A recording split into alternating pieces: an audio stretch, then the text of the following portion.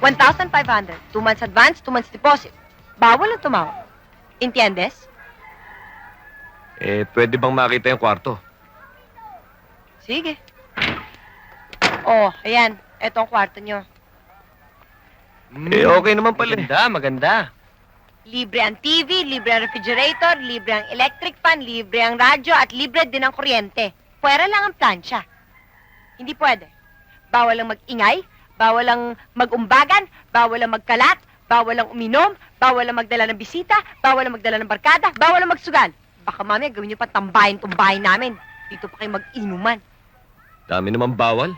Parang naman bawal din magpatira dito. Hoy! Kung ayaw nyo, di wag. Di ko naman kayo pinipilit Kayo naman ang natatanong dyan Hindi yata nakasaksak tong mga to eh. Saan yung saksakan?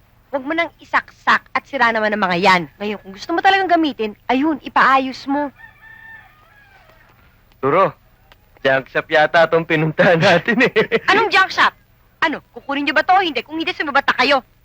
Miss, huwag ka naman masyadong high blood. Meron bang banyo rito? Natural, meron pa naman bahay na walang banyo. May gripo, wala nga lang tulo. Paano kaming maliligo? Problema ba yun? Ayan dyan sa labas, mag-igib ka. May poso dyan. Turo, parusa pa lang tumira dito eh. Hoy!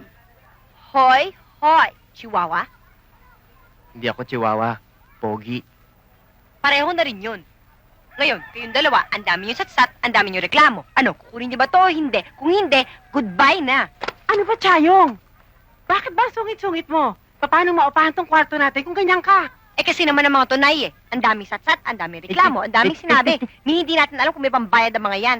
Hay naku, kayo na nga na yung makapag-usap. Siya nga itong marami sinasabi. Oo nga pasensya na kayo mga anak sa batang yon, ha? Ayos lang ho. Kukunin na ho namin ito. Total, marami hong libre. Pati nga ho si Bangot ng anak niyo. Ito ho. Salamat, ha? Mabait naman niya anak ko Ganyan lang yan sa umpisa. Pero makakasundo niyo rin siya. Sana nga ho. Teka, saan ba kayo?